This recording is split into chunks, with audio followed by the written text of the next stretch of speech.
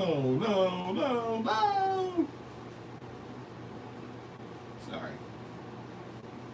Oh, I gotta refresh my page. Hold, please. Well, but also, hi. Welcome. I will already apologize for the sound, because yet again, the air conditioner is on because it is summer.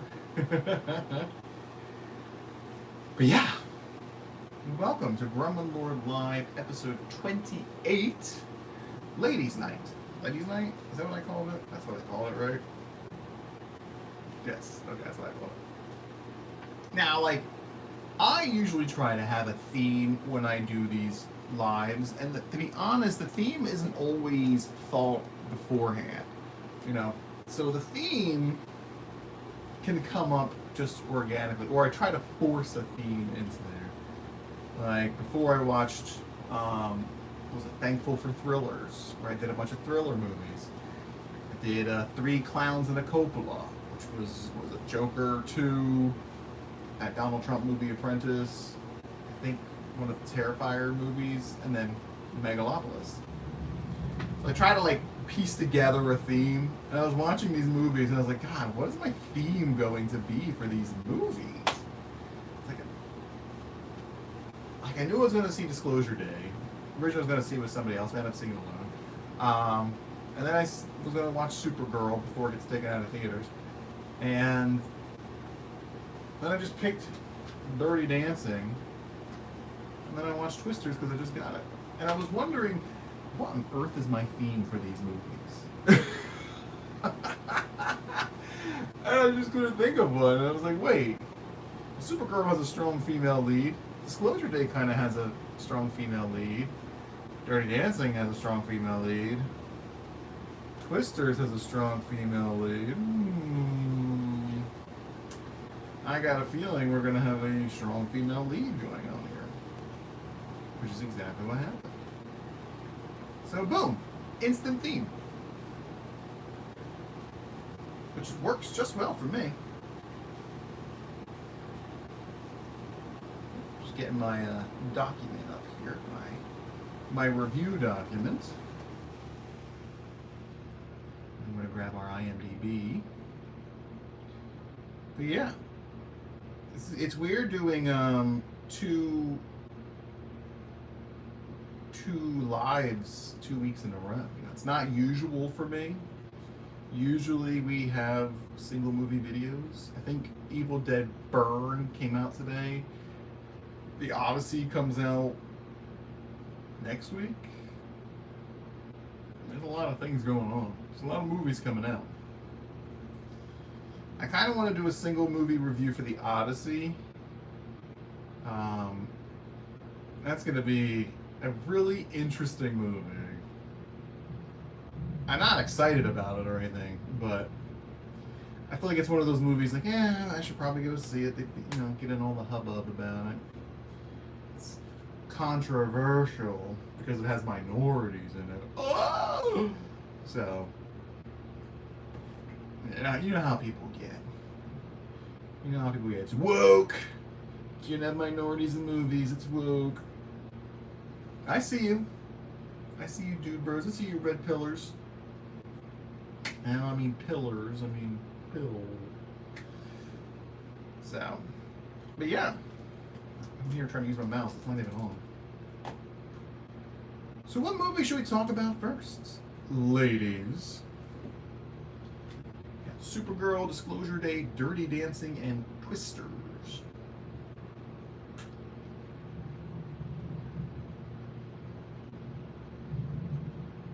I mean, I just watched Supergirl today. Literally, well, I guess it started about 5.5 hours ago. You know what, let's talk about Supergirl just because I know that's probably what people want to talk about. So I was not excited for Supergirl, but I also am not very excited for most superhero movies that come out anymore because they're getting formulaic, and it's just like, is it an origin story? Is it not an origin story? Are there a bunch of cameos? Or are there not a bunch of cameos? You know, it's just kind of like a a very standard film now. You know, the same thing happened with slashers and stuff like that. We need to take a break from superhero movies and then come back to them in like 10, 15 years, right? And then it'd be like, oh, it's like the classic superhero movies. It's like they do now. Oh, it's like a classic slasher film of the 80s, of the 90s. Yeah. We have a new actress playing Supergirl, Millie. I'm going to get in trouble for saying her last name. Millie Alcock.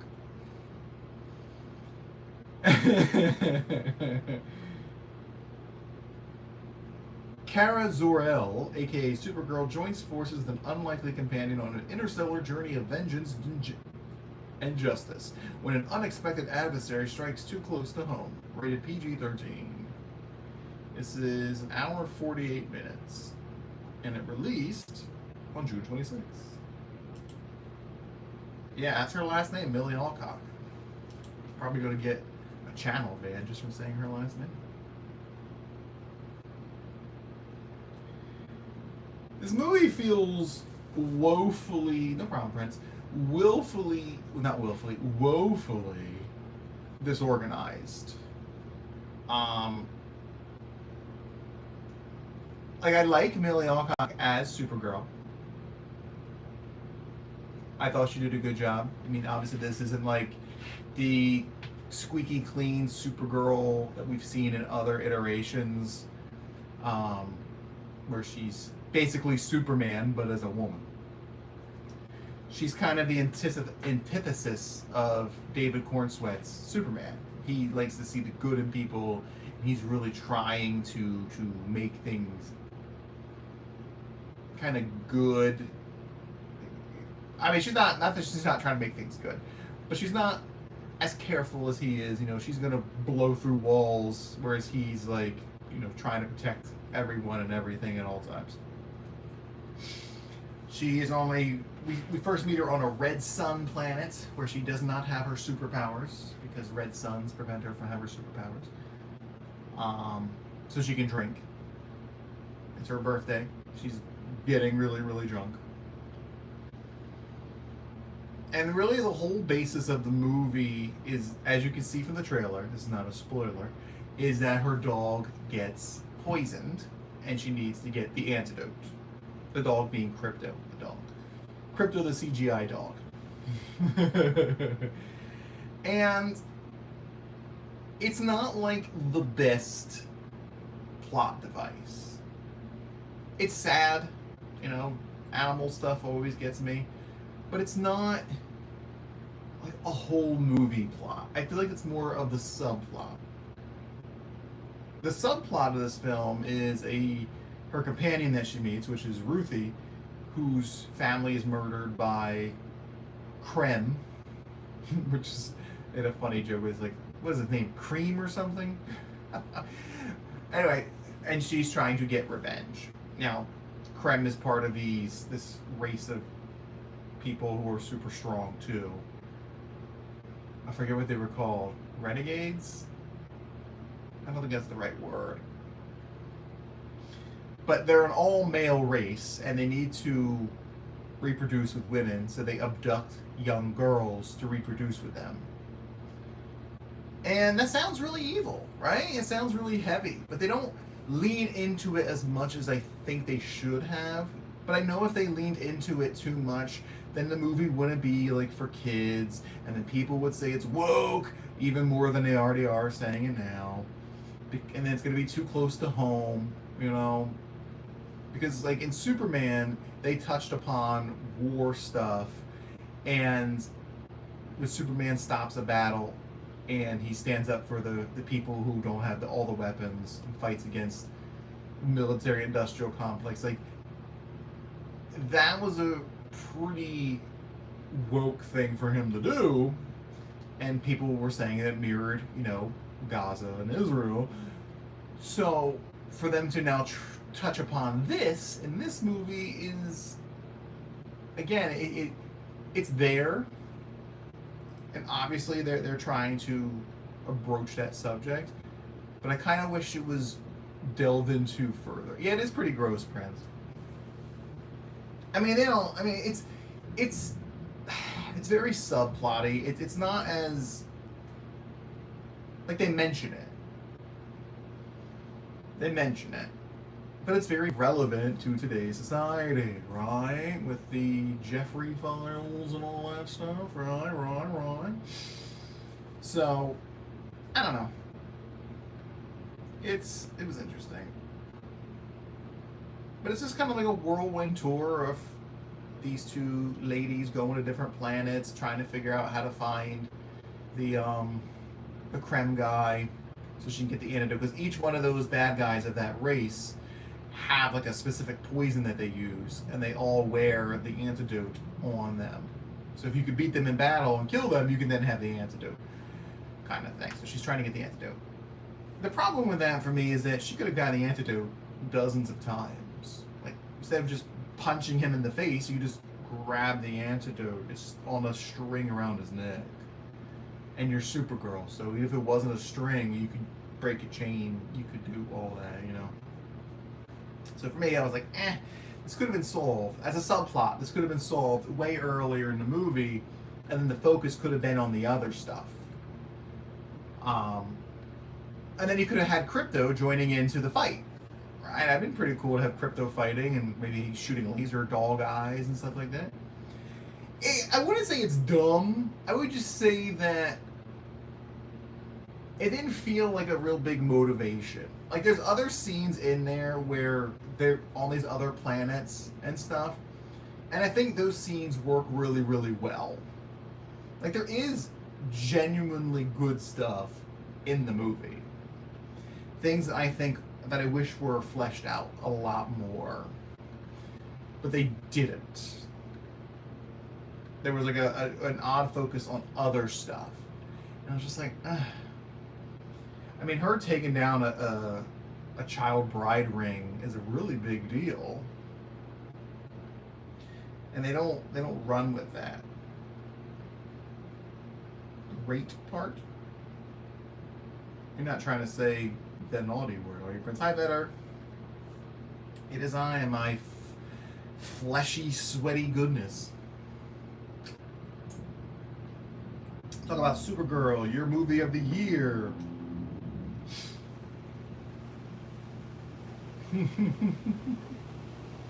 I think visually the movie looks good. I mean, superhero movie. Obviously a lot of special effects. There's a lot of aliens in this movie, and they're all pretty unique looking. So it looks like they really just kind of went with it, creating as many alien races as they wanted. And I thought that was really cool. It kind of has like that Guardians of the Galaxy vibe where they're at an alien outpost kind of thing. Like, they're not all humanoid looking people, so it's easier to do special effects on them, right? They're not just, oh, this is a blue person, this is a green person, this person has scales, this person has eyes. Like, no, these are really alien looking aliens, which I think worked out really well.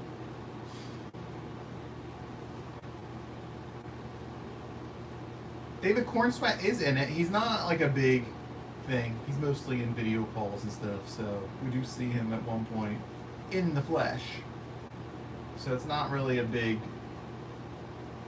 He's not like a crutch, I would say. Like how the Spider-Man movies keep having another Marvel character with him at all times, basically babysitting him. They don't have that in this. She's really out there by herself. They do explore some other parts of the lore. Like I said, they mentioned Red Planet, Red Sun. You are on your alt account. Make sure you like it with both of your accounts. Like the video and subscribe to the channel. They explore green sun planets, which that one I wasn't as familiar with. I don't know if that's like a big thing or not. Where it's like, I guess, poisonous or something. There is a section that shows her youth on Krypton, and it's interesting because, one, I wasn't expecting it, and two, it was kind of long. What's up, guy? I'll also say hi to you, guy. It kind of felt like And it was kind of like in the middle of the movie, and I was like, this. I feel like this should have been like earlier in the film, but. Where she came to Earth older. Obviously, Clark Kent came to Earth as a baby. She came to Earth as I don't know, a teenager maybe, because she was the same actress when she came to Earth, so she wasn't like a young version of herself. So it was interesting. I won't go into the whole details of Krypton and stuff like that. What does Lobo have to do with it? Not much. I'll be honest. I mean, Momoa's good as Lobo. I mean, I know it's like the character he's been dying to play his whole career. But live. And hopefully that doesn't mess up. And it did mess you up.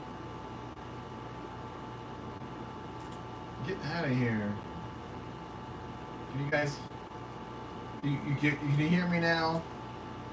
Apparently my stream froze as I got a phone call.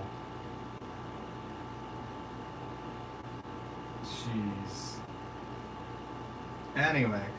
So he's in the movie. They briefly describe who he is. But not like any history that she has with him and why she knows him. Okay.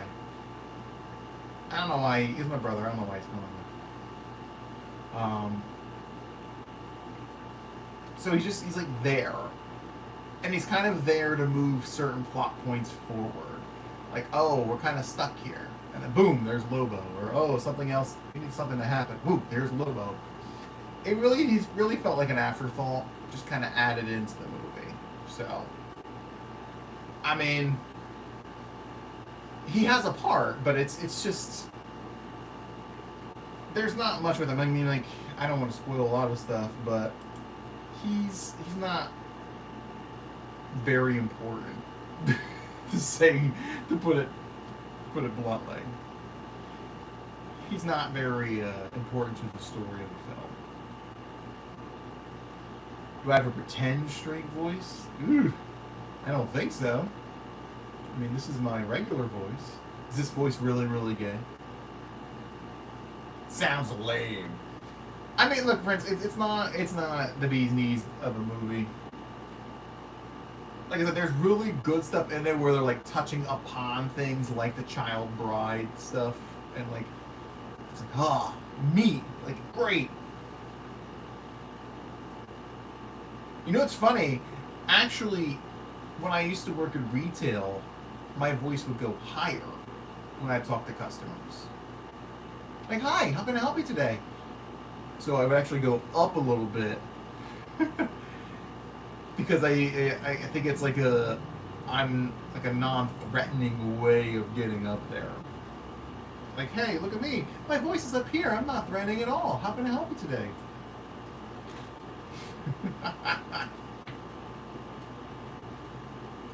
But no, I don't perform for people. I mean, I am a voice actor. A paid voice actor, by the way. So, how about that?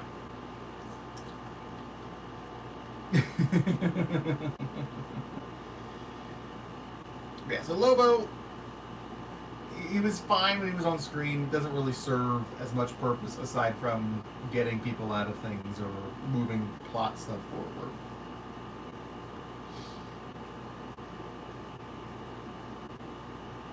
You know, my channel's mostly about movies. But yes, I do voice stuff as well. I don't know. SuperGirl, like I said, I like Millie Alcock as SuperGirl. What I think is interesting and what I think is working against them is that she is not the squeaky clean Supergirl that people know.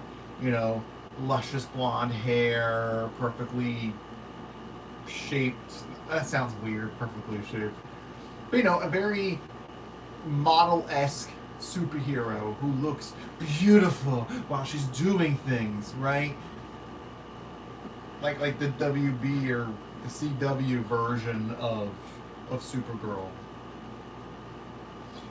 where she's, you know, always primed, always proper, always head to toe makeup done, ready to party type of stuff. Do I prefer this or the Superman? I would say Superman, even though Superman wasn't like blowing me out of the water either. But I would say Superman, just because Superman at least had a more steady plot, more coherence to it, and it touched upon the heavier stuff that in a better way than this movie did. So, but like she has like her teeth kind of protrude a little bit. Her bottom row teeth like aren't straight at all, and I like that because I feel like it contrasts with Superman, who is, you know, all American, corn-fed American boy, who's kind of like, haha, I'm perfect. And she's not. She's flawed. So I think it works out well. But yeah. Now as for a rating for SuperGirl, that's gonna be rough. It's currently sitting at a 6.1 on IMDb, which feels about right. It is too bad. Like I said, I like her. I like Momoa as Lobo. There's good stuff in it, but it's just there's like these little side quest type of stuff that feel like they could be avoided or they don't need to actually happen. There's humor. I did laugh. It was me and one other guy, and he sat right here. Because why wouldn't he? You know? Out of the 60 seats in the theater, I'm sitting here on the end of my aisle, and he's going to sit at the very top of the stairs right here. Some old man.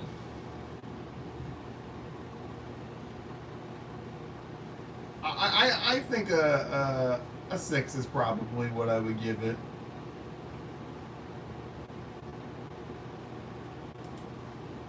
You know, like I didn't hate it or anything. I'm not gonna be like, you know, remembering it, talking about it for years. It's not gonna be my favorite. I'll buy it on physical because I feel like it's, again, something my grandma would watch. She enjoys that type of stuff.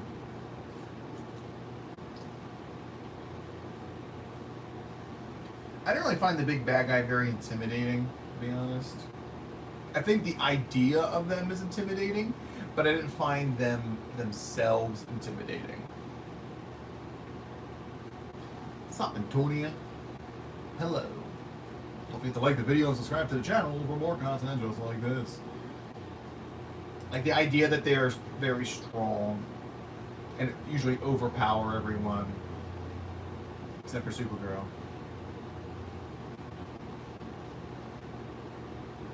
Any secret DC characters? I would say no, but I'm also not really familiar with DC like Easter egg type of characters. Like there might have been somebody on the bus, or there might have been somebody in passing or something like that that were secret characters, but I don't know enough about DC for that. Well, hi. I'm not in Brazil. I am in the United States. Well, hello. And there's no after credit scene. I waited. So 6, 7. It was funny. I was waiting for the after credit scene, and the worker's just sitting there waiting for me to get up, and he's like on his phone, and like the sound is playing on a video he's watching, and I'm sitting there watching the credits. I'm trying to enjoy the credits here, guy. Could you not stand there with your phone on? But okay. At least it didn't turn the lights on. That would have been rude. Did I have a good day? Not really. I mean, my day at the movies was fine. I saw Supergirl. I mean, my experience at the movie. The movie itself wasn't great, but my experience at the movie was fine.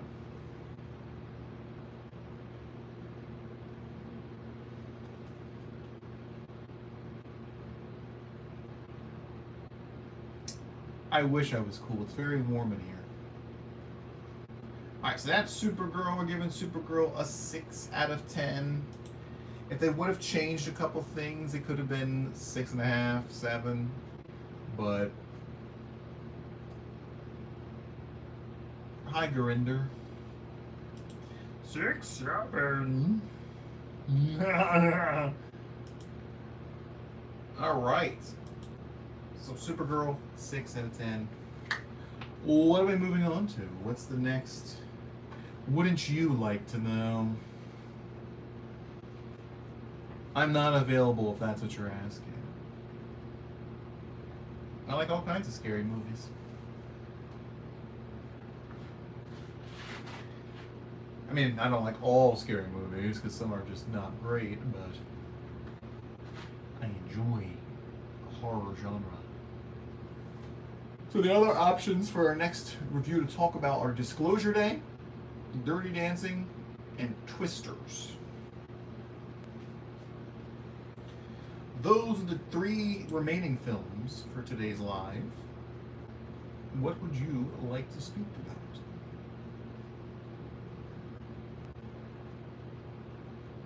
Bye, bye, bye. Bye, bye, Antonio. Antonia. Sorry. Wrong gender.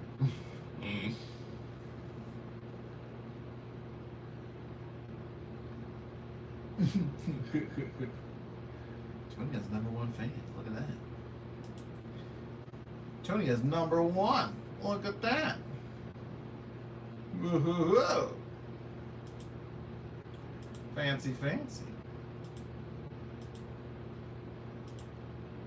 Yeah, so what should we talk about next?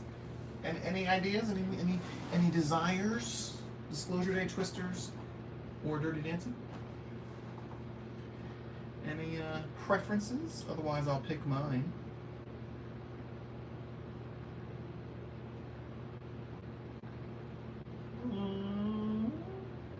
Five, 4, 3, 2, 1. Twisters it is. We're going to talk about Twisters. Because that's what we got. And that's right here. Whoop. Sorry. Covered our lady lead there.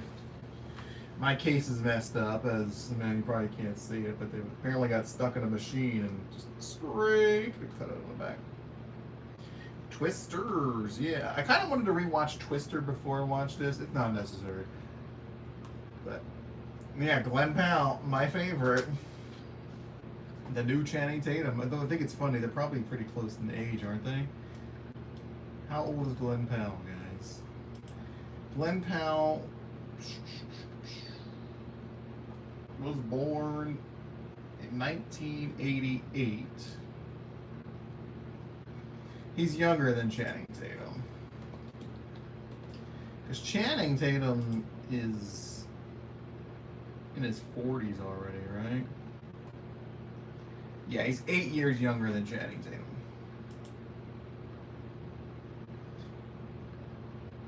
But they definitely feel like similar people. You should always come back. There's always great things to behold here on the Gremlin Lord 615 channel. Oh, that's who this guy is. He was in Nope as well. I like the Nope too. Anyway. Come back and visit us. Come join the party. Don't forget to like and subscribe if you enjoy coming back. Kate Carter, a retired tornado chaser and meteorologist, is persuaded to return to Oklahoma to work with a new team with new technologies. I can neither deny nor confirm the existence of homosexuality within my body. I am the only gay YouTuber in the world, guys. Okay? Please know that. This is the only gay channel in all of YouTube. There's not a single other one. It's crazy. It's crazy. It's lonely. It's lonely being the only one. I do play games. I play games on Xbox, but I don't stream them here. I stream them on Twitch. Same name, Irma Lord615. So I grew up watching Twister. You know, Helen Hunt, Bill Paxton, right? Paxton. We watched that one a lot as a kid, and I really enjoyed it. I know you did. You saw it on 4DX, and after watching this, I'm like, good God. I couldn't imagine seeing this on 4DX. Because I'm sitting here watching them, just like, it's constant cars bouncing up and down and tornado. Well, obviously, twisters. So Daisy, there's a hair in here. Is it my hair? I hope it's my hair. Not a hair that came with a disc. Wait, I thought you said you saw twisters in 4DX. That wasn't you? The whole time I'm watching this, I'm thinking of you sitting in a chair, bopping around. Was that Goldie?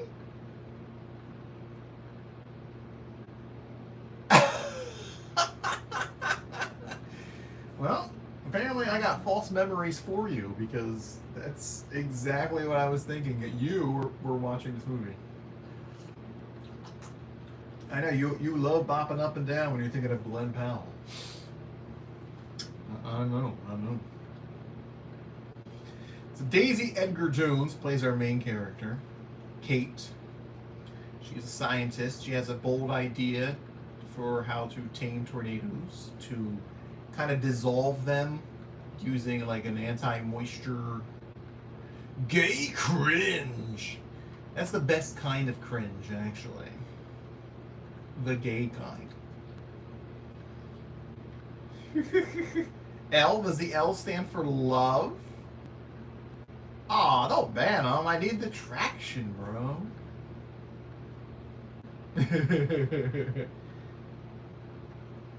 Nate D, we know why he has a D in his name. We know why.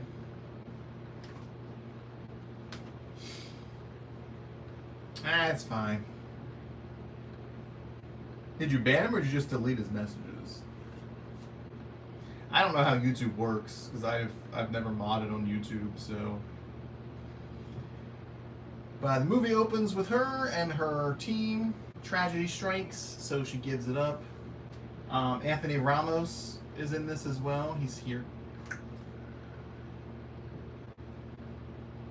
Oh, okay. Well, you can unhide it then. I mean, if it stops him from messaging completely, then I don't really want that. If it only hides those messages, then that's okay.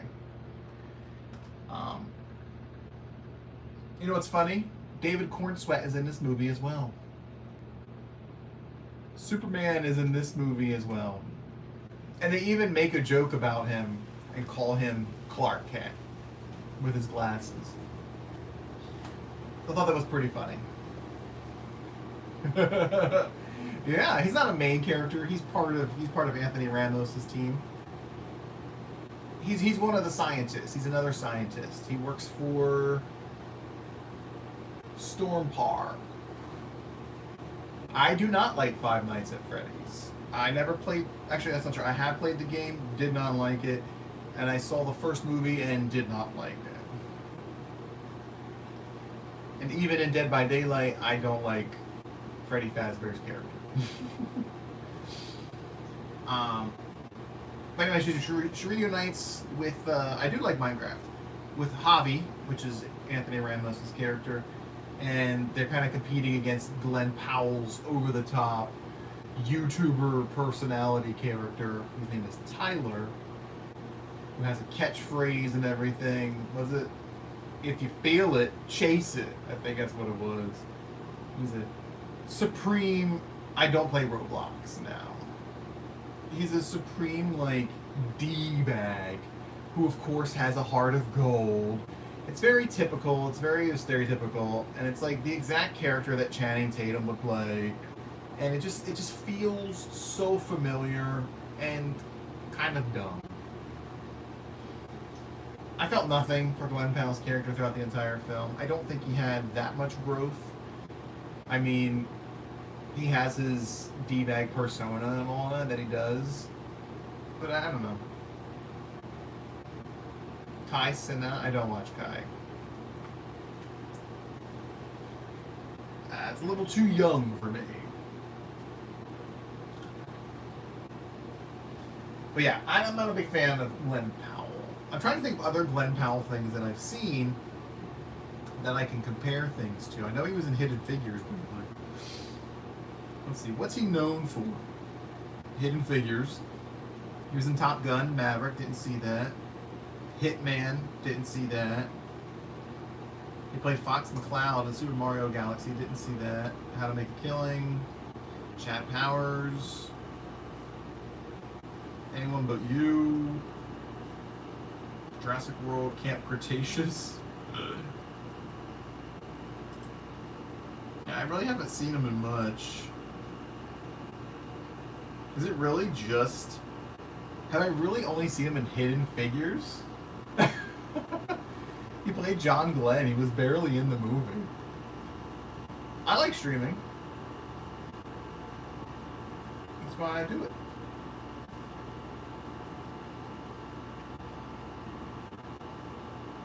I'm just looking at his oh, he was a day trader in The Dark Knight Rises. He worked in the stock exchange. I do remember him talking about that. CSI.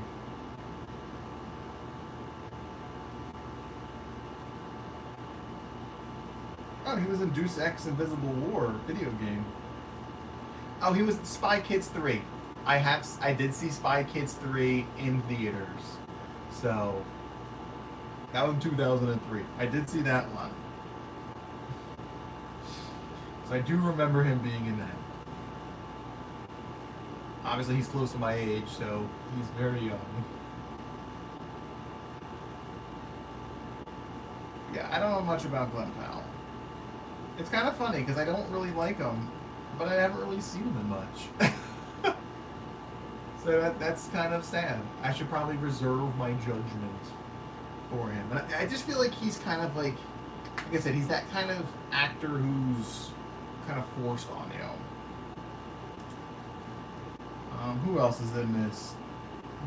Brandon Perea is in it. I think he's a cutie patootie. So he was in Nope, but I also thought he was a cutie patootie in that. And I knew I recognized him. I was like, God, what do I know this guy from? And that's what he was in. Nope. Anyway, they had like a large cast of characters who are a part of Tyler, Glenn Powell's crew. Like there's a drone woman. She has like long dreads, and there's the older guy who's a meteorologist, and they're, you know, each one has their own little shtick, and they have their own purpose, but they really don't. They're just there. Here's my team. This is my blank person. This is my other blank person. This person does this, and this person does that. It's like, cool. And then Hobby's crew is really just David Cornsweet, and the other people, but the one they focus on is David Cornsweet. He plays Scott, by the way. But it's very much a popcorn, entertaining, blockbuster type of film, you know? Who's that? Oh, that's the boyfriend.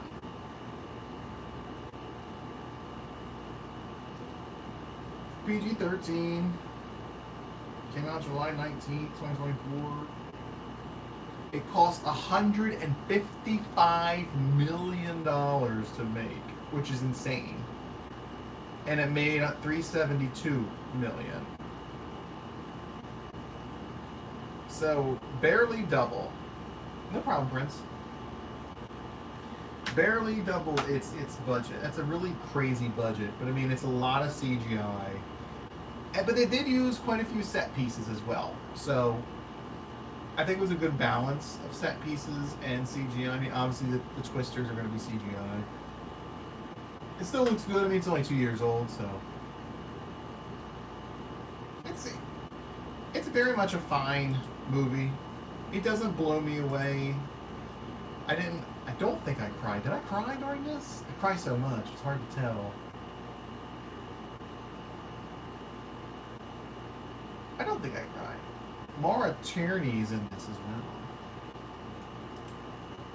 I always like seeing her pop up and stuff.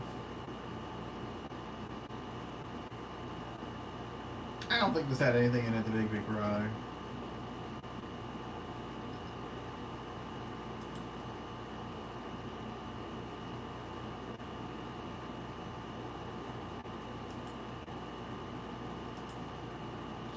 I did not cry in SuperGirl. I teared up quite a few times, but I don't think a tear actually fell.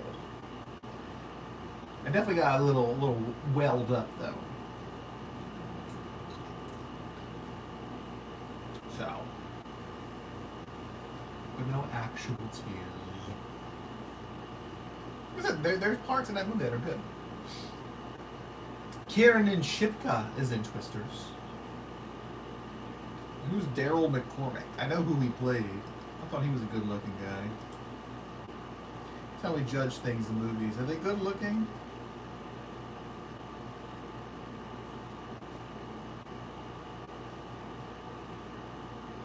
Oh, he was an Anniversary. We reviewed that last Thanksgiving. That was the one, the political drama, family drama.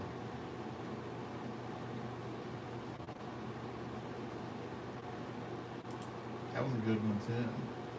That's the one with Diane Lane, who was also part of the DC Superhero Universe. Anyway, I was entertained. It's predictable, you know. Tragedy strikes, try again, failure, failure, slight success, failure, failure, success. It's like the other Twister. There's some humor. They try to do some emotional stuff in it. Why am I ad-libbing this? I literally wrote a review for this. I'm over here ad-libbing. Not much connection to the first movie, aside from the mention of the Dorothy machine. The no explanation of why they have the Dorothy machine. There is a twist in the movie that I wasn't expecting until they gave the first hint about it, that I was like, alright, I know what's happening. So I guess, then it was finally revealed like later in the movie. It is over 2 hours long, by the way, too. But the thing I was curious about is, does this kind of stuff actually happen? Like, I know storm chasers are real people, but like, is there like research like this being done where they're thinking of like ways to kill twisters? Not that I know of, Prince. I didn't recognize any legacy characters.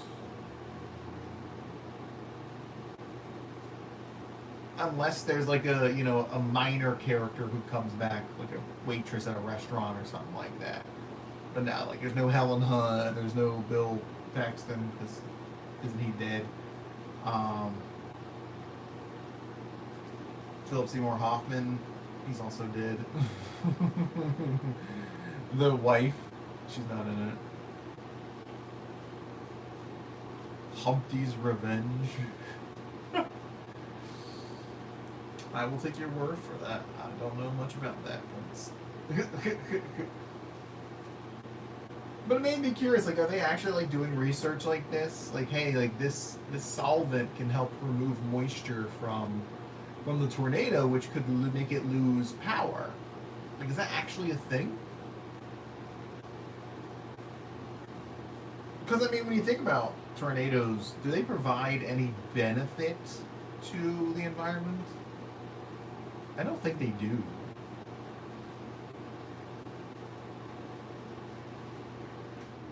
The research and stuff. I mean, it's definitely not happening now because Trump cut all that funding. They cut a lot of the weather service funding, so including early alarms and all that stuff, so, and FEMA for aftermath.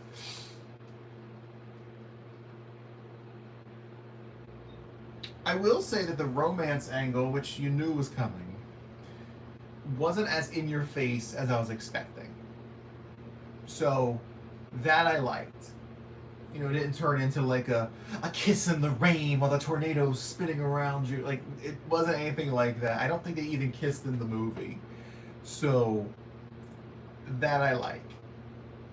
Well, because it was like there's no real reason for them to be romantically involved other than making them romantically involved. Like, do they share a love for tornadoes? Yes. And the science of it? Yes. But why would that translate immediately to let's get together? So it's obviously the tension's there, but they don't it's not like a whole consummation of a relationship or anything like that. So I did like that. I did not like the music.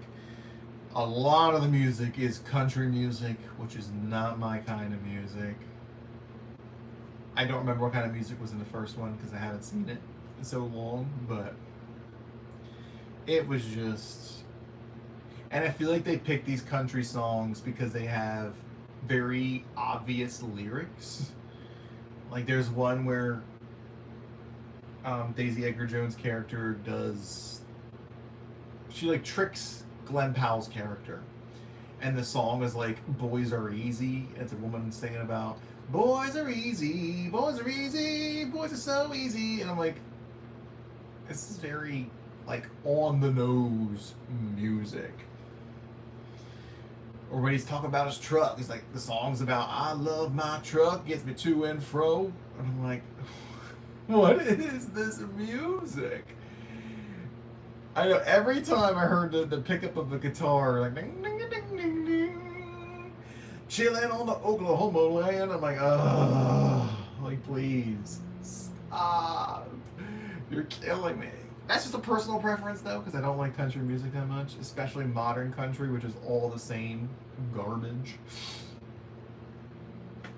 So it's just like, ugh, please, no more. Let's see.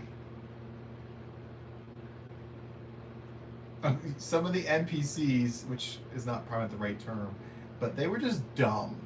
Now, mind you, this takes place, I believe, Oklahoma? Is it Oklahoma? I think it's Oklahoma. So these people live in Oklahoma. They know about Tornado Alley. They know about, living with tornadoes. The news is always showing that it's a once-in-a-generation cluster of storms that keep happening, right? Because every day there's a tornado type of situation. Like, they know all of this. Why are they reacting in this way? Not the main characters, the other people in the towns and stuff. Like, they're playing baseball. Like, so we're watching the main characters and they're literally getting ready to chase a storm. Then it switches to a peaceful kids baseball game. But the sky is pitch black over the outfield. And it's like the entire audience is behind home base who are watching this kids baseball game, right? They all looking to the outfield and seeing the black clouds. But they're all sitting there playing the baseball game. And it's just like, why? I get it's for the drama and all that. And it probably would have saved them a lot of time, but I mean, why did it take like a kid going and dropping the bat to get everybody who's literally facing the same exact direction, looking at the same exact clouds, to do something? And I get it, it's a disaster movie. That's just the kind of stuff that happens. But it just kind of irked me because I'm like, we're literally watching it, and they're like showing the kids on the field, and I'm like, you can literally see the clouds. It's right there. There's a concerning lack of basements in these towns as well. I understand that, you know, I just feel like at this point people would have a lot of storm shelters or something, considering that you get tornadoes every year. I will say, this movie looked phenomenal on my 4K TV with my 4K Xbox. So, I will say that. Phenomenal.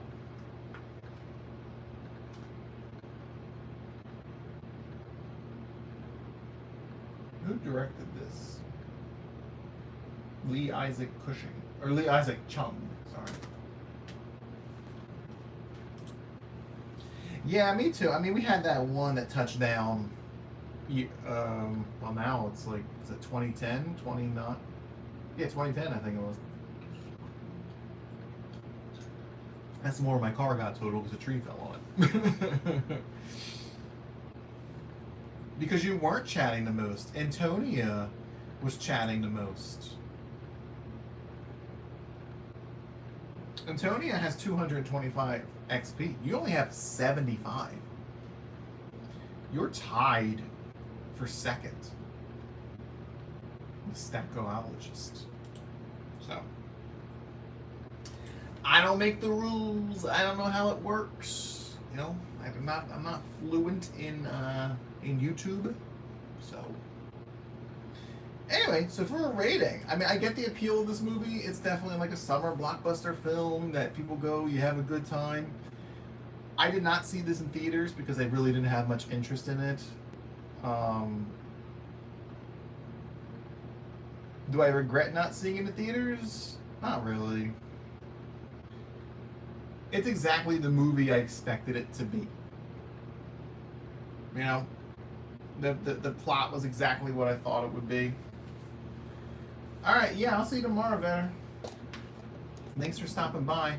And we'll have to work on our trial as well. I'm going to try to make sure... Oh, God, I'll have to tell you all about my rage last night trying to get those darn Forza challenges, dude. Crashing out. I crashed out so hard. I got them all done. I didn't give it a score yet.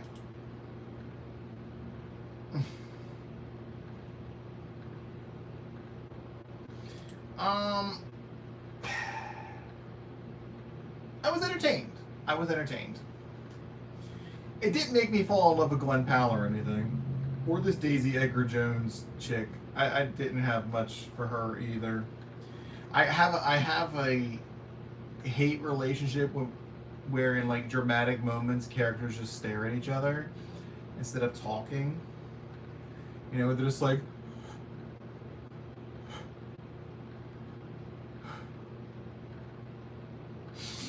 and then they go walk away.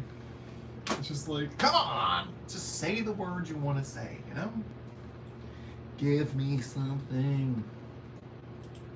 Did I throw things? Much worse, but no. I'm not going to throw my controllers and stuff. That stuff's expensive, dude. Anyway, I'm going to give it a 7. Because it is a very fine, you know, summer blockbuster type of film. I was entertained, even though I knew what was going to happen. You know, the special effects are good. It's a spectacle type of film. I laughed. I did not cry. Not that I know of. You know, it's perfectly fine. I feel like this is a movie my grandma would like to watch. And I have a Blu-ray, so she could watch it. So my mom returned my bag of movies that I gave them. So I guess they're done to watch movies anymore. So yeah, like I said, it's good. It's not great. Would I write home about it? No. Do I plan on watching it again? Not anytime soon. It's a perfectly sufficient film. I don't regret not seeing it in theaters, though. Unlike Moon Knight last time. So. Yeah, that's what we'll say. We'll say 7. Yeah? How about that?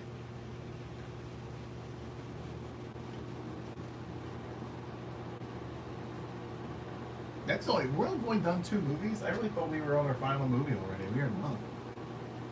We still have Dirty Dancing and Disclosure Day to talk about. I think we talked about SuperGirl quite a bit.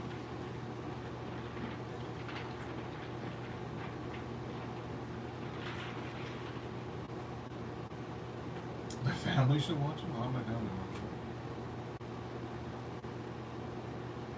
So which would you rather hear about next? Dirty Dancing? Disclosure Day.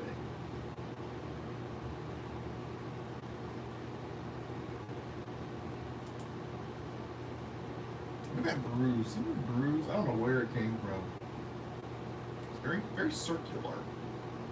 This is not part of my rage, by the way. I do have a really weird weakness in my arm, though. I can feel it. Disclosure Day? Because you don't care about Dirty Dancing? You should care about Dirty Dancing. But alright, Disclosure Day it is. Radical Leftist Disclosure Day. Excuse me. Disclosure Day is 2 hours and 25 minutes, PG-13, and it released this year on June 20. Oops, let's go down. There it is. June 12th. I don't know what that bruise is. I have literally no idea. It's very circular. It's very circular. It doesn't really hurt though. But I do have like I said, it feels like there's like it feels like I gave blood. That's what it feels like. Yeah, but you don't know about my opinion of Dirty Dancing. That's the big difference, sir. Alright, so the description for Disclosure Day. If you found out we weren't alone, if someone showed you, proved it to you, would that frighten you? Directed by Steven Spielberg, written by David Koch and Steven Spielberg. Now, David Koch is a writer who's worked with Steven Spielberg in the past. He wrote Jurassic Park, the original. He's written all kinds of things, this David Koch guy.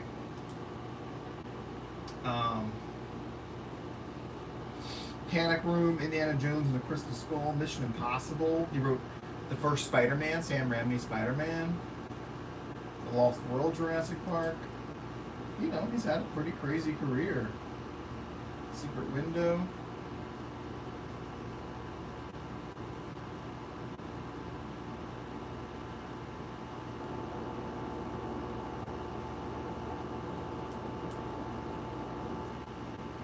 Nobody puts baby in a corner.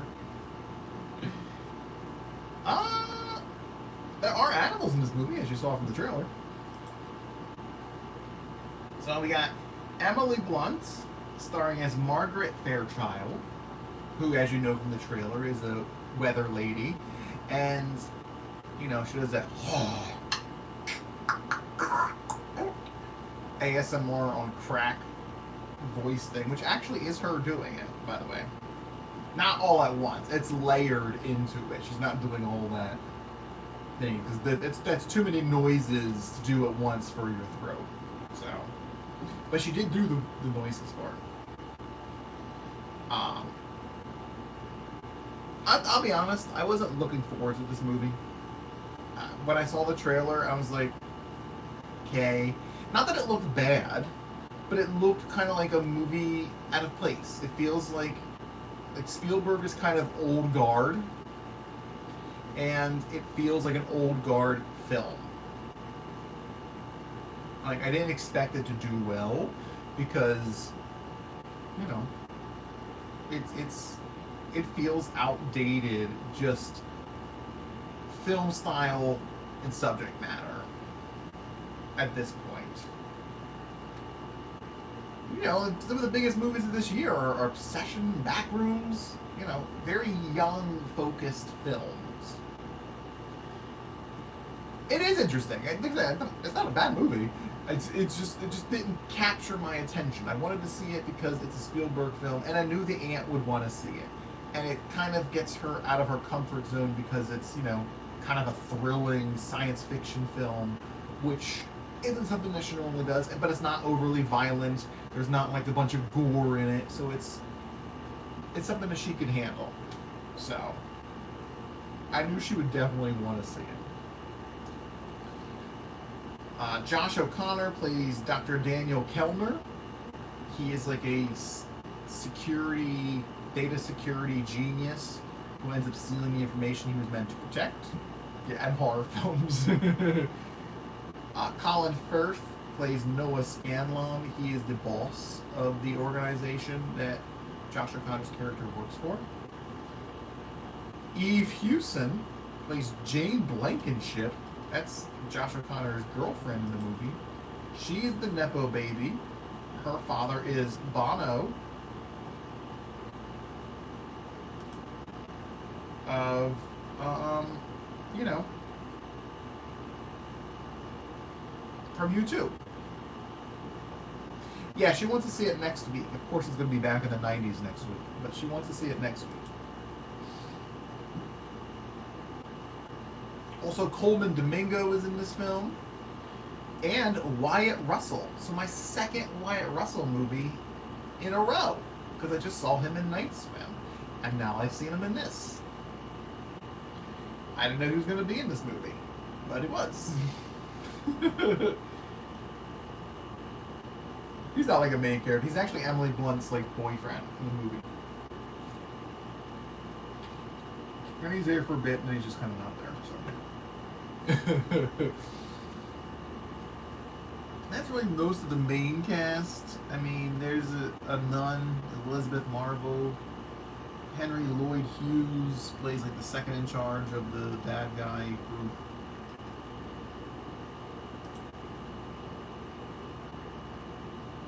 I don't really know him from much.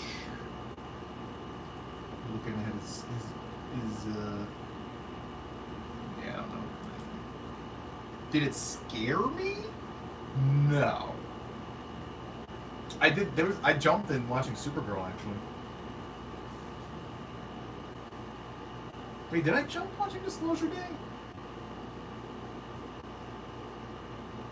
I feel like that train scene would have made me jump in Disclosure Day if I didn't see it in the trailer already. I feel like it, like when the SUV comes up behind him and slams into him, I feel like that would have made me jump if I didn't know it was already going to happen. I think the aunt will jump at that part. Unless she's watching now.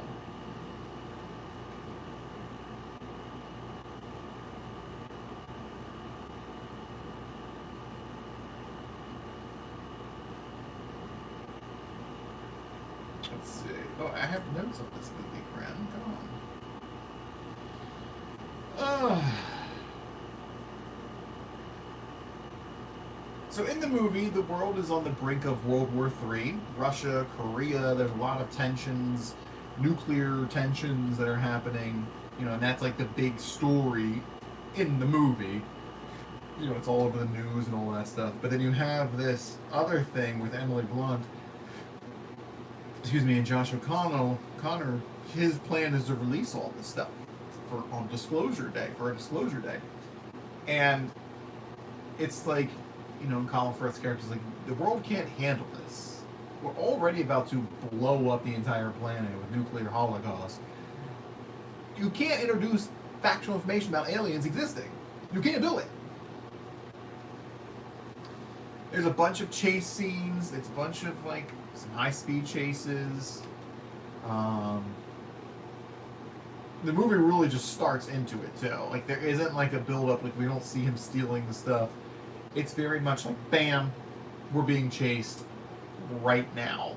And I was thinking like, Oh, I wasn't expecting it to start with stuff already in motion. At least the Josh O'Connor stuff already in motion. Because Emily Blunt stuff is, she didn't have her stuff yet, so it went really into it immediately.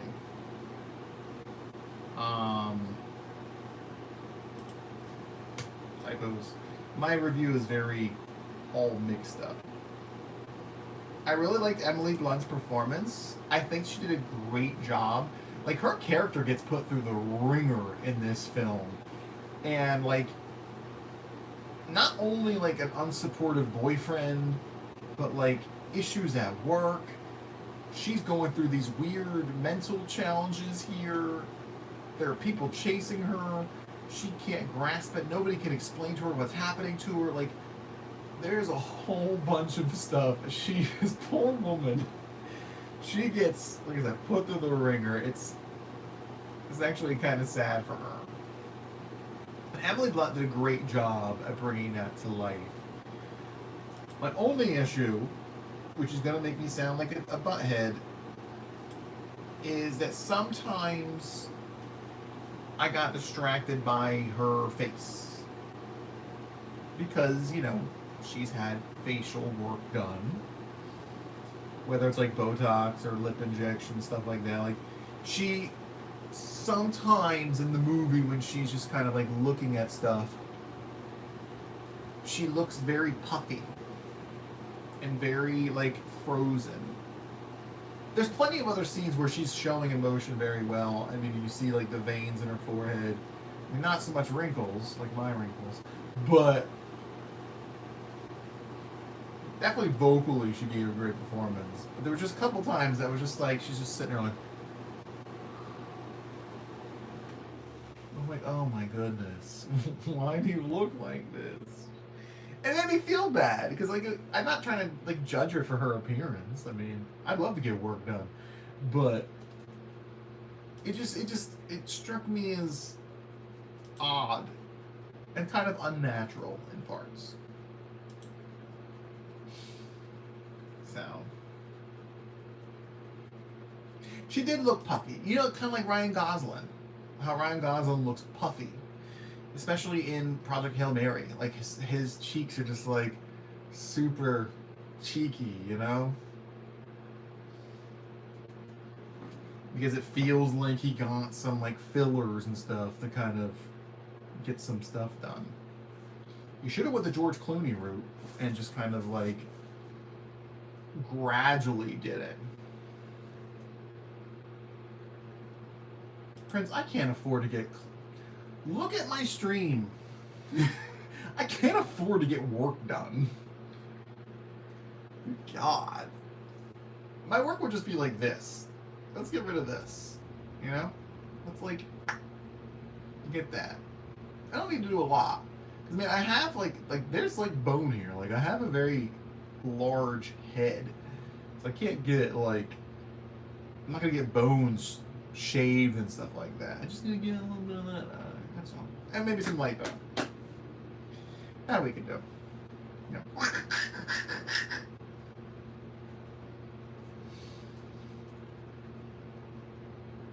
I was disappointed with that last trailer that I saw on Peacock, where they actually showed the alien.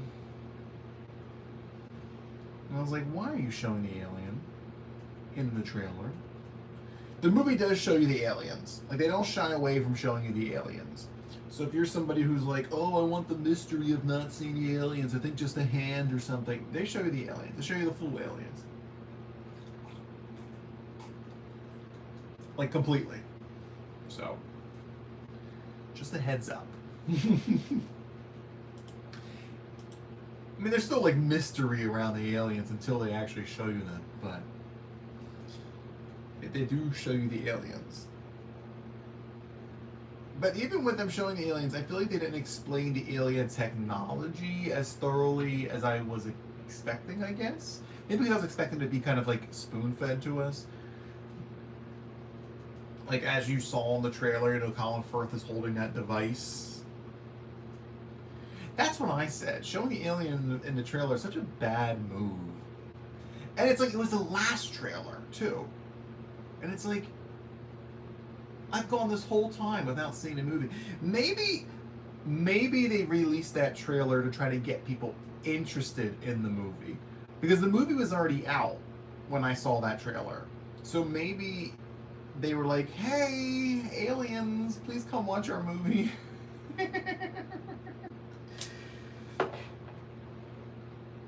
But you see, like, Colin Firth is holding that device, you know, and his eyes turn blue, and then he's like talking to Jane. That's her name in the movie. He's like, "Hello, Jane. Take a seat." Right? Like he's like projecting himself into her mind and stuff like that. And they explain that and how that works and why it works and what that device does. But apparently those devices do a whole bunch of stuff that they don't quite explain to you, and it's just kind of like depends on how you wield it. But like most humans can't wield them because it's alien technology, right? That's what I'm thinking. They're like, oh crap, this movie's flopping. Obsession is still top of the box office. Here's an alien. And the worst part is it was like it's a standard alien look, which was on purpose. Spielberg said he did it on purpose, but you know, it wasn't like a crazy different alien thing.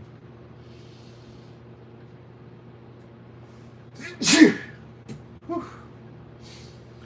Oh, there we go. All right. I do feel like they could have explained more with the alien technology, though.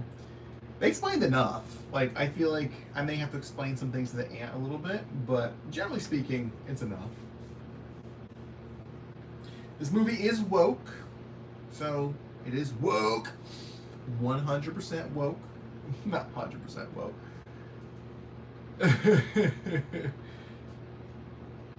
There's a lot of talk about empathy as being the natural progression of humanity.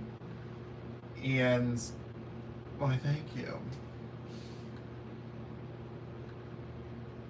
And it made me think about a lot of things afterwards. When I was listening, when I did my voice memo after the movie, I went on a huge rant because the whole world is teetering on World War III, and Emily Blunt and Josh O'Connor, they're going through these crazy, life-changing experiences, and it's all about trying to like bring empathy to the world type of stuff, and it's just like. People don't care. People don't care. Like, the United States bombed a little girl's school, killed over 100 children, using intel that was over 10 years old. And they refused to use new intel that said that there was no reason to bomb the school. They ignored it and used the old intel to justify their bombing. Yeah, there's always going to be a delay, because the internet is not great. And it's like, the intel they used was older than the children they killed. Like, and there's just such a lack of empathy towards situations like that, where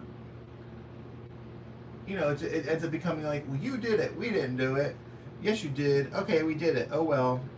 And it's just like, oh, that's it. Just oh well. I mean, we should know this already. I mean, once Sandy Hook happened, we knew there was no. People don't care.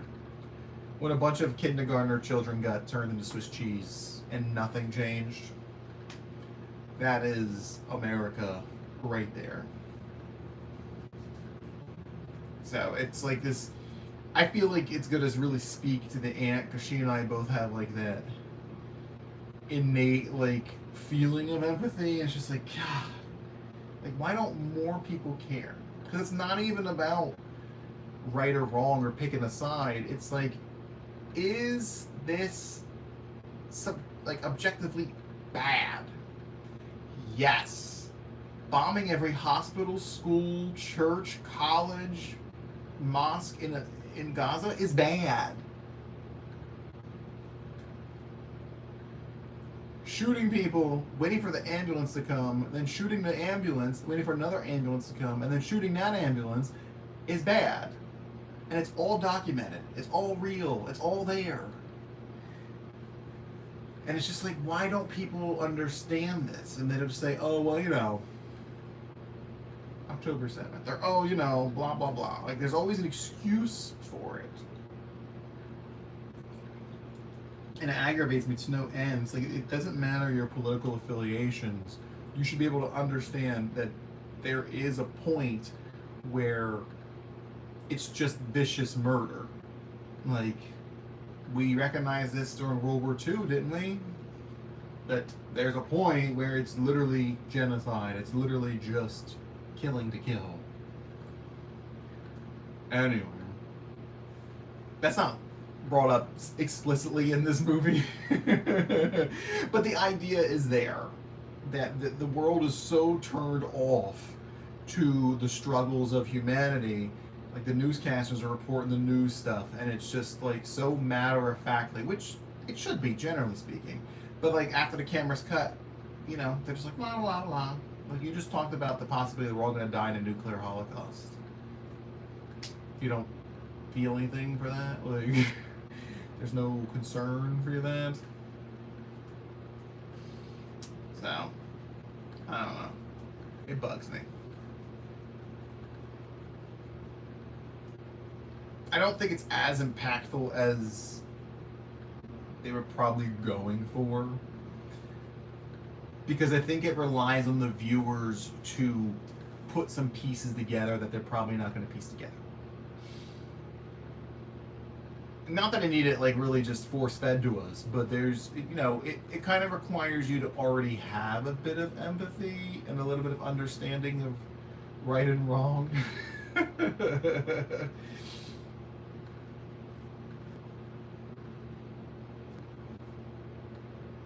I mean, you're kind of rooting for them the whole time, but then you're like, but then there's an argument that releasing this type of information could be catastrophic to society because, you know, people believe in religion and stuff. It might just make them go insane to see that there's other things going on. So there's some good conversation in there about that. It's not like overly negative of religion and stuff. So that was good. I like the visuals of the film. I thought the action and all that stuff was done really well. As you saw in the trailer, there are animals in the movie. The animals are fine. They're not like photorealistic, and none of them are real animals. Like, they don't use real animals for any of them. So I guess, you know, there's that. But I think the fact that they look kind of off kind of makes sense, because it's weird that the animals are staring at you already. So I think it kind of fits that whole fantasy, uncanny valley type of situation where the deer are looking at you. Anyway, so I don't mind that they didn't look photorealistic and they weren't real animals. I think it works for that fantasy element. Uma Domingo's character was good. I mean, he's just kind of there. He's like a mysterious guy helping them out. You know, he has a good voice for phone conversations and stuff. Yeah, Animorphs. Kind of.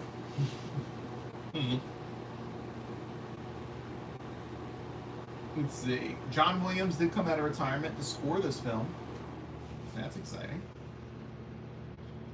You do end up seeing a lot of the archival footage of the stuff they were hiding the whole time.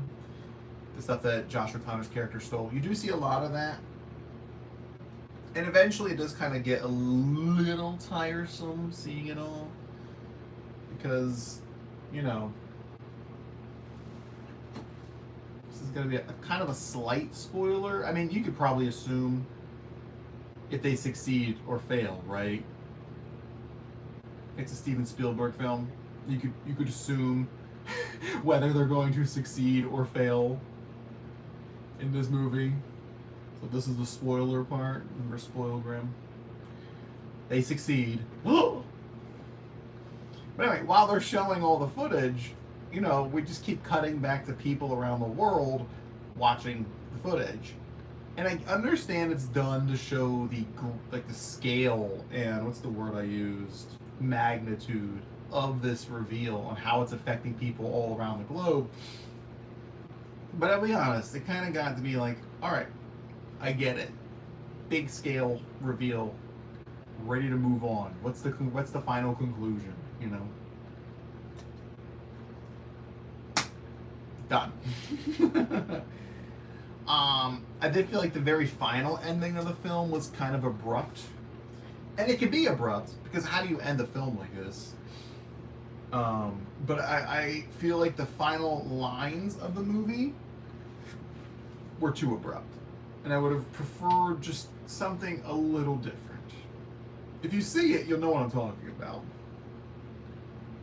Yeah, but that's a spoiler, right? I usually either use this guy or I use the little ones. But the movie does end very abruptly. Like I said, I don't mind it ended abruptly. I just wish it ended abruptly with slightly different lines. Who's this guy? I don't recognize this guy. Is that the same guy? Who's the Nickel Boys? They don't have his age. Really? I don't recognize that. Who he was in the movie. Anyway. Look, overall, I think it's a good movie. Like, it's very Spielberg-y. It's what you expect. I didn't think the movie was formulaic per se. Like, I actually didn't know what was going to happen. Like, the lore of the alien stuff, I didn't have any idea where we were going with this. I don't know. I didn't know why she was talking in that, like weird tongues. I had no idea why she was doing that. So, all those reveals were all very impressive, and I enjoyed it. And there was a point where they're showing stuff, and it just clicked in my head. And I was like, like, yes, that's why. It's a great feeling when the movie does that. So, I really like that.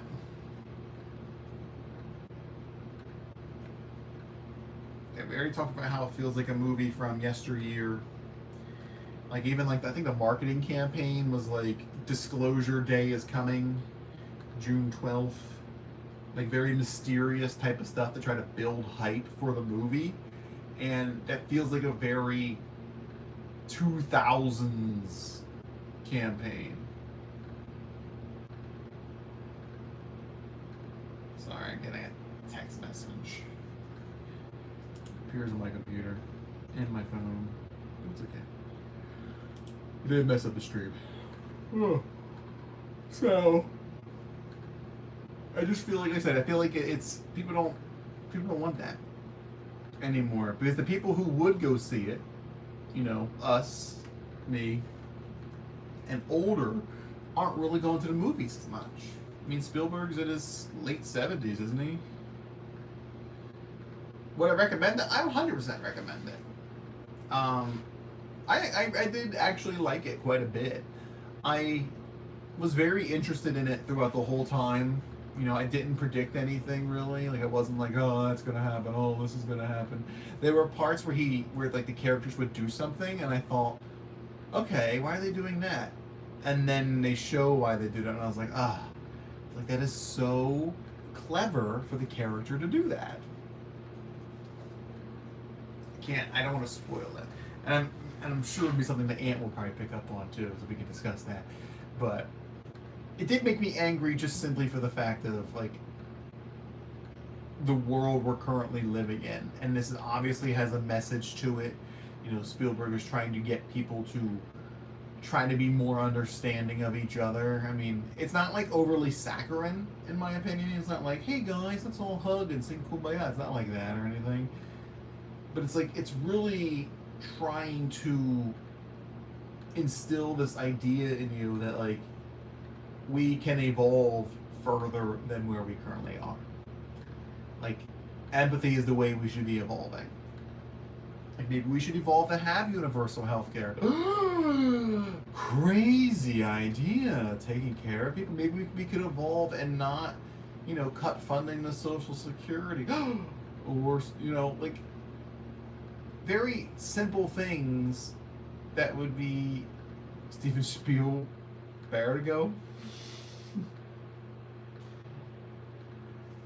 That we could do to improve the lives of everyone as opposed to select people.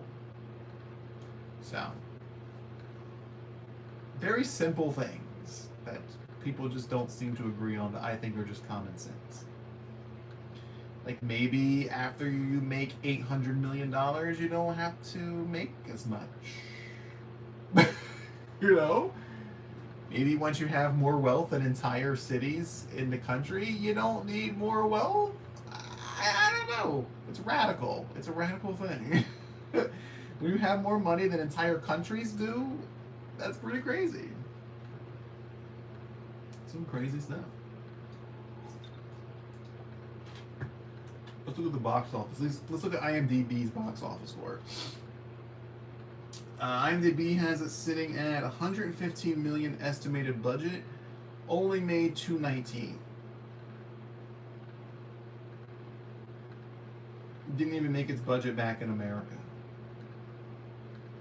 So, hey, like I said, it's not.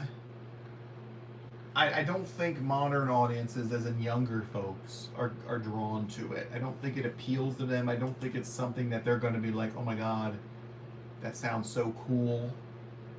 I feel like if I was younger, I'd probably go see this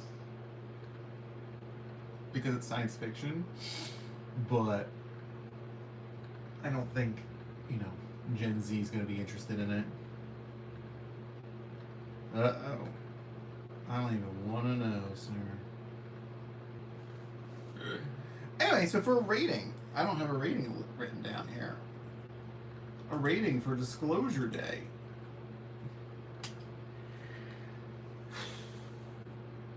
I'm feeling maybe at least a 7.5. I really did enjoy it. And yes, I did cry during this one. It did get me. Emily Blunt did a fantastic job at relaying emotion and relaying her confusion, and then kind of like switching in between her, like, these moments of clarity and then being like confused. Kind of like Nikki in Obsession, where she would be switching between those kind of personalities. I think she did a good job of doing that. Josh O'Connor was good. He was very kind of like meek and nerdy, and he's no Tom Cruise, but he's doing like Tom Cruise-y things sometimes. Like he's doing what he feels needs to be done. But yeah, I think Colin Firth was okay.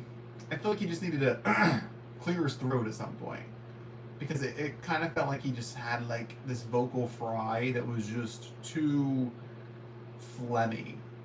It's like, well, down here, I'm trying to figure out these things. It's like, no, just do a little bit of that for me, please. Take a sip of water, please, Colin. But yeah, I think we'll say 7.5 for Disclosure Day. I did enjoy it, and I'm gonna figure out this chair fiasco. I'm really thinking it was my grandma's chair.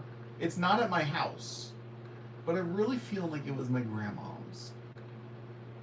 I would ask my mom, but obviously I'm angry at her, so.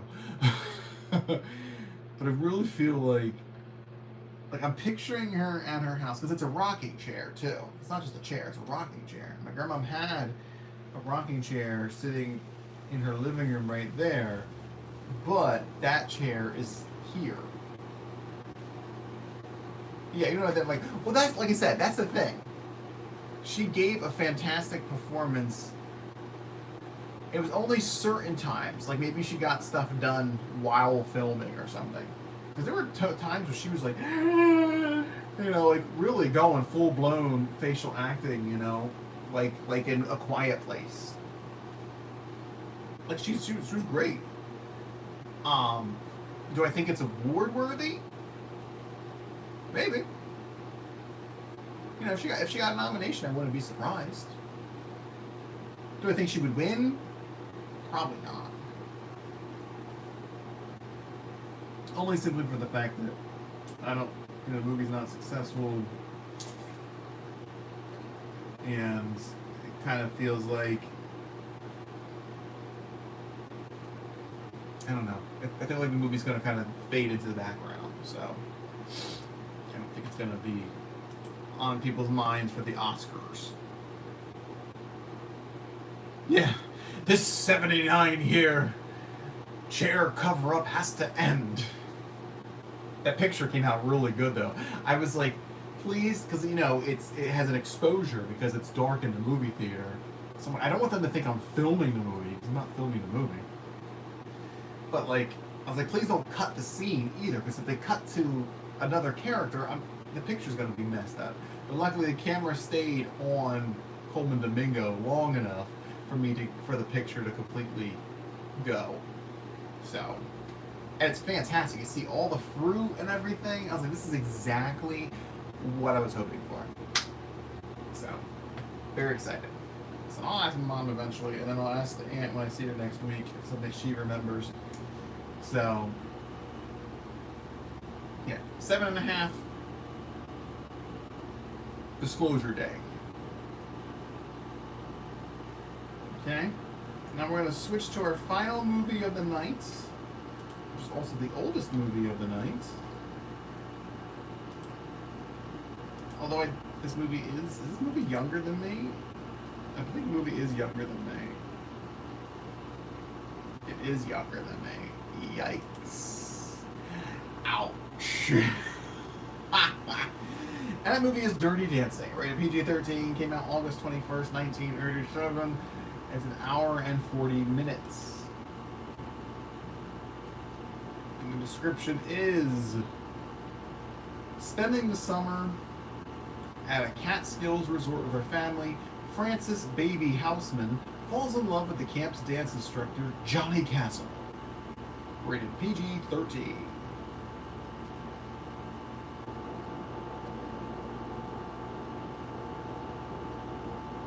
Now, I have never seen this movie.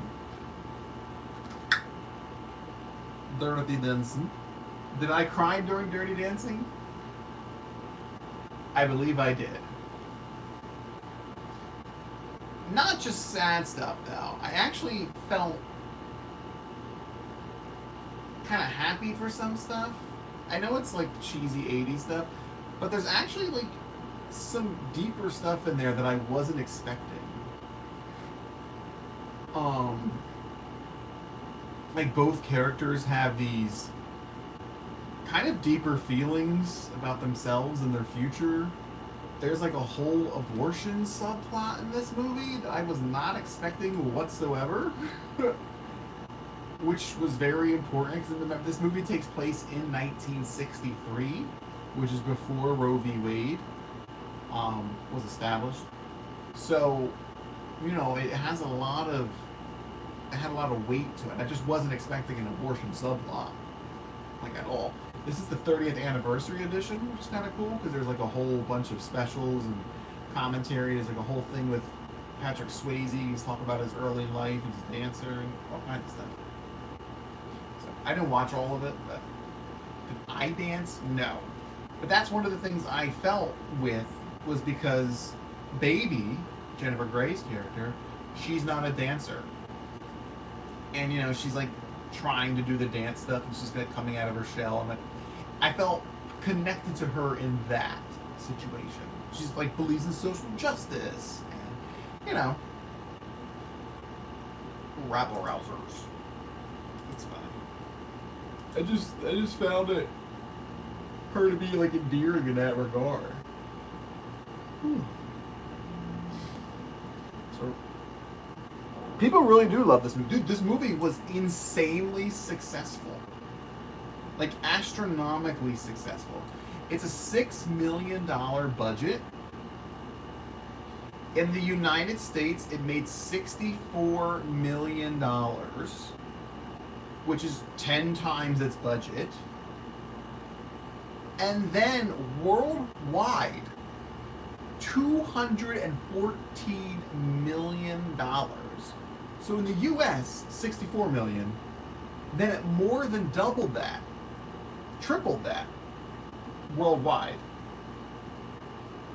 Time of my life. Like, insanely successful film. And I'm just like looking at it, I'm like, God, like, that's so crazy.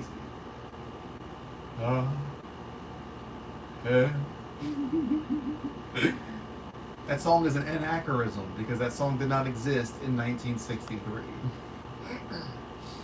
which is movie supposed to take place. So a rich Jewish family goes on vacation at a resort in New York. They make a point to say it's before the Beatles and before JFK being killed. You know, it's kind of like this new burgeoning time of people breaking free from the restraints of society or societal norms. You know, we're getting out of the 50s, the real stuffy 50s. There's, you know, women's liberation happening. There's civil rights movement happening. There's a lot of tension in the world. There's the Cold War. There's all kinds of stuff happening here. You know, Cuban Missile Crisis, blah, blah, blah, blah. So much stuff. You know, so it's like, it's a big thing, but then there's people who still hold on to those old values. Like her dad, played by Jeremy Orbach. Orbach? He was on, wasn't he on one? Orbach. Sorry. He was on Law and Order or something. He was on one of those shows. It's also the big breakout role for Wayne Knight, Newman from Seinfeld. This movie helped him get the role of Newman in Seinfeld, because Seinfeld started in like '89, just 2 years after this movie. So I always forget that Seinfeld's like that old. But anyway.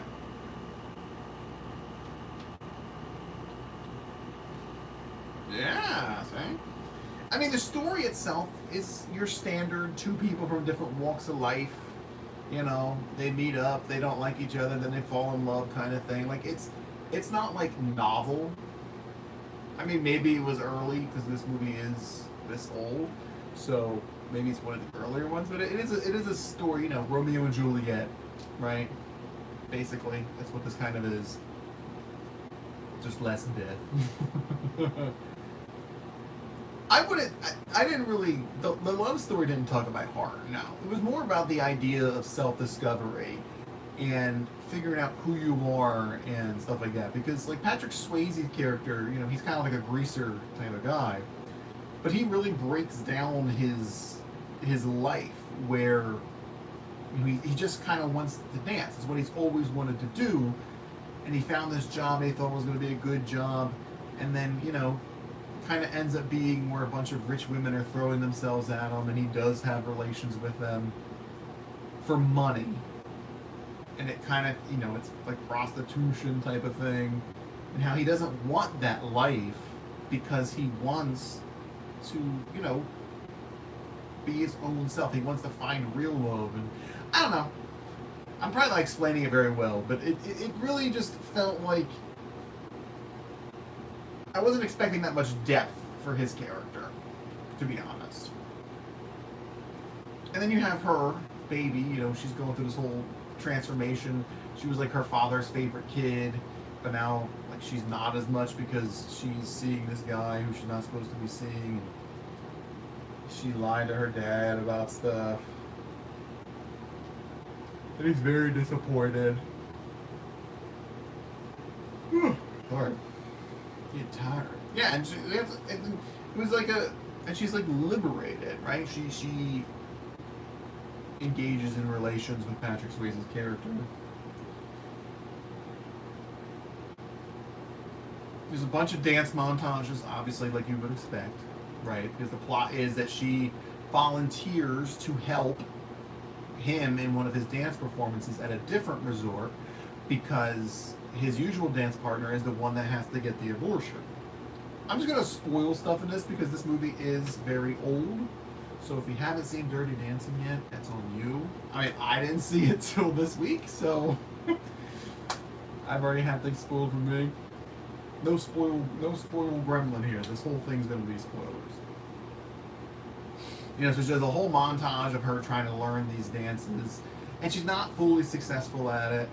So, you know, she does this one part where she like, does like an Elaine dance with her thumbs. It made me laugh out loud because I was not expecting her to do that. But but I didn't mind all the dance montages, so I feel like it really showed it. Because apparently her and Patrick Swayze didn't like each other much when they started filming this. I guess they had a really bad experience on a previous movie, and they weren't friends. They became more friendly during this movie, but apparently they had a lot of issues with each other. Because Patrick Swayze is he's a trained dancer, like in real life. Like he grew up dancing. His mother was a dancer. He did ballet and stuff. Like he's an actual trained dancer. So he actually had to tone down his skills for this movie, so he didn't look as professional, because he was coming off way too professional for, you know, a greaser guy. Yeah, apparently they did not like it. Like there's that scene in the movie where he's like behind her, she has her arm up. It's literally this. And he like runs his arm down, and when he hits her armpit, she starts laughing. Apparently those multiple takes were because she wasn't supposed to laugh. But she kept laughing, and his frustration is real because he's actually getting pissed off at her for laughing and ruining the takes. But they use the takes in the movie to kind of show like her growth into becoming more serious about it. This is all on IMDb. That's where I got this information from. But yeah, so he was like literally pissed off at her, and they were very angry with each other a lot of the time. So. But I liked her a lot. I mean, I only really know her as Ferris Bueller's sister. That's like my knowledge of Jennifer Grey, is Ferris Bueller's sister.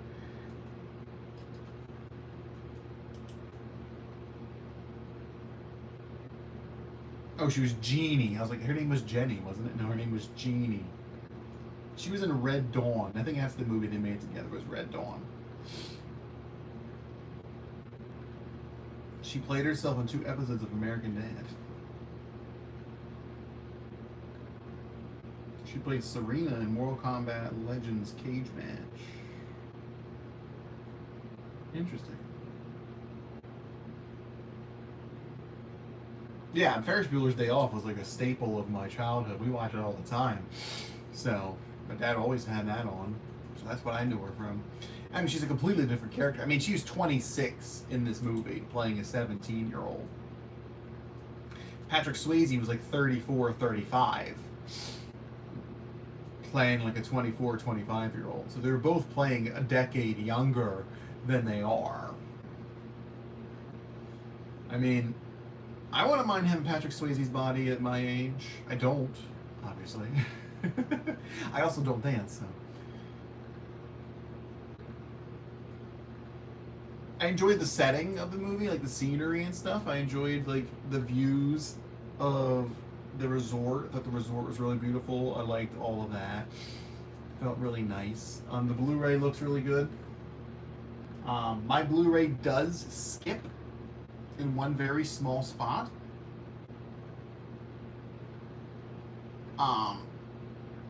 But it's more of a freeze than a skip.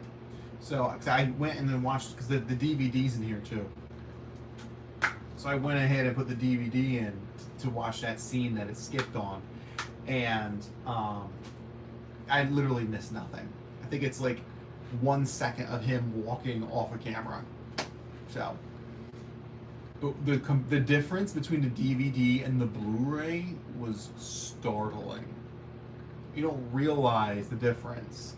It's so fuzzy, the DVD. Like, it looks like an older movie, the DVD, whereas the Blu-ray is upscaled, so it looks better. but like all the writing and stuff was like kind of fuzzy. Like the anti-piracy thing was like fuzzy. Like it looked like I had like a an eye problem. I was like, ugh. But again, I'm also watching it on a big screen TV. That's a 4K TV, and you're showing, the lowest definition possible.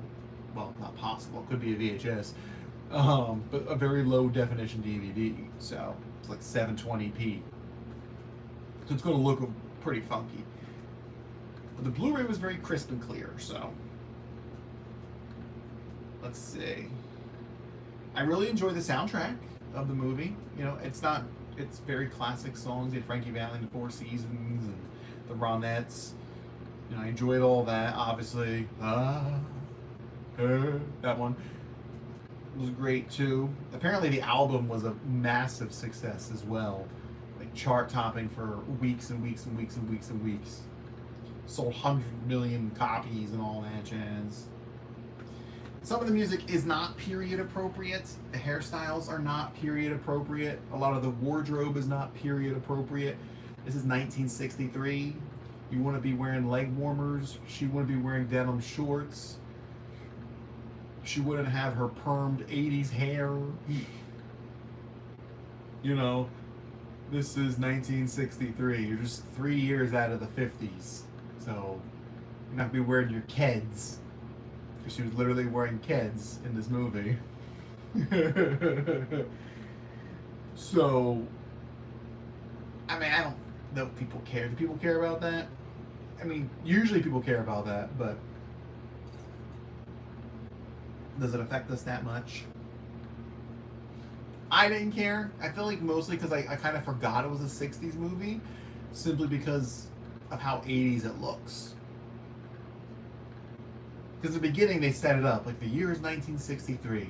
The Beatles haven't erupted yet, and JFK's still alive, and this is the story. Like they narrate it, but then after that, it really doesn't feel like a 60s movie, like at all. So it's very 80s. I don't really know much about the 60s in general, so, but like every outfit just feels 80s to me.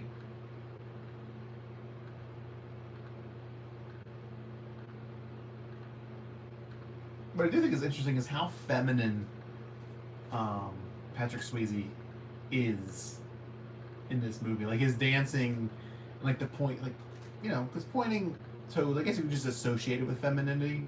Like his really tight pants. He does have broad shoulders, but then he's kind of like a little petite waist, because his waist must be like 29 inches. Like he's so tiny. But apparently that's sexy. Yeah, it's definitely a dance thing, because he has to have that type of body.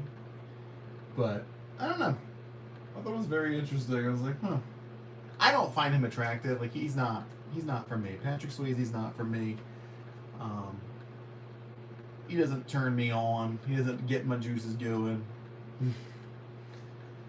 To be honest, there was an interview with him, older obviously, 30 years later, and he looks a lot like the aunt's husband. In my head, I was like, that looks kind of like him. Maybe it's like the blue eyes and like the way his face is set up. And I was like, that's so strange. The mom was played by the grandma from Gilmore Girls. Why'd you say ew? Why would you say ew? That's just the feeling I was getting from him when I was watching it. Well, not the movie itself, but watching the special afterwards where he's older. He just kind of had like a facial structure that looked like him. I'd have to see younger pictures of the aunt's husband to be sure, but I don't think this movie could work now. Not because it's, woke. It is woke, but not because it's woke, but because it's the idea of like the growth that they're having, because it was such a big moment in the 60s with all the change that was happening, and we don't have that change here. You know what I mean? Like we're not having this liberation movement right now. Things have been pretty stagnant for a while. So we don't have like, oh, great things are happening for us. We can be free now. And, you know, like it's just not a thing. Because I think that's really a big part of the film, not just the dancing. It's really just about the doing what you want to do and becoming who you want to be. And I don't think that could be quite captured, because it's going to feel really cliche to do like, you can't see my daughter, get away from her, you know. And they'd probably make it a racial thing otherwise, because if they make it like you're poor, it's going to sound weird and cliche. But if you make it racial, then it's going to sound even dumber, and people are like, it's woke. So I don't think it could be remade very well these days. So, but overall, I did enjoy it. It kind of made me happy. Like, I know the ending is cheesy, with a big dance number of an 80s song in the 60s, you know, but it kind of made me happy for her and for him. I don't know. I was like, huh. And I realize, you know, it has like the romance and everything, but I don't know. Something about it I enjoyed very much so. It is corny though. It is corny. It's very 80s. You know, I wasn't expecting the abortion subplot. That was a big surprise. And I didn't realize it'd be that forward and that kind of deep with the character development. So I'm feeling like another 7.5 for that. Maybe even an 8. Like, I did like it. Like the idea that they're all the 80s stuff in the 60s, that doesn't really bother me. I mean, I understand why that would bother people, but I always thought of it as an 80s movie. I didn't know the movie took place in the 60s until I watched it. That's how 80s it is. Every time I see a clip of it, I just assume it's an 80s movie. I never even knew it was the 60s. Supposed to be in the 60s. So, yeah, it's just a genuine, like, good time. I mean, the supporting cast is good. You know, there's, like, some of the other workers are kind of D-bags. And, you know, the mom's real nice. The dad's nice, but then he gets, like, you know, I don't know. I thought it worked out really, really well. It's sitting at a 7.1 on IMDb.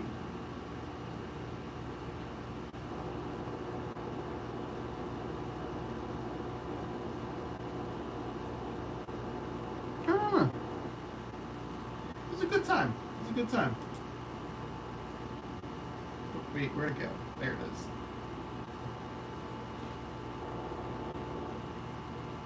Does it play on TV? I don't have cable, so I don't even know what plays on TV. But it is still popular, and since it's similar to us in age, maybe it'll be re-released next year for its anniversary.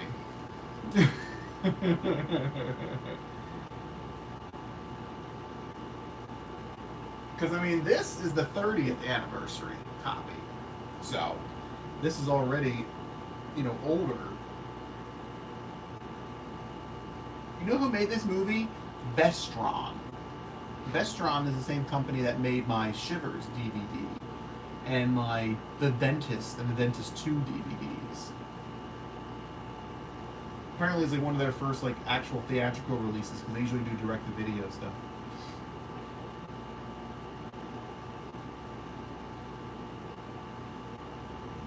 The Dentist, yeah, it's a graphic horror movie. I haven't watched it. I own it. It's a double pack of The Dentist and The Dentist 2. Very violent, you know. I want to watch it, but you know how I am about teeth stuff? So it's like, I don't know if I want to watch teeth things. I have nightmares about teeth stuff, so I don't know if I want it. But it's very, I don't even know what time frame. I don't know if it's 70s or 80s, but it's very much cornball. Let's see.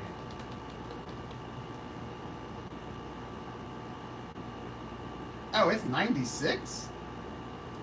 Oh, it's the 90s. An extremely successful dentist goes off the deep end after he catches his wife cheating on him.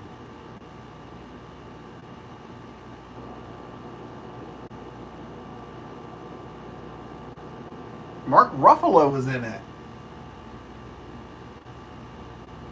I think he's a minor character, but he's in it. Maybe he's a victim. It's only a 5.4. Graphic torture scenes and psychological horror. And then there's a second one too. And the picture is a woman with her mouth open and there's like razor blades in her gums.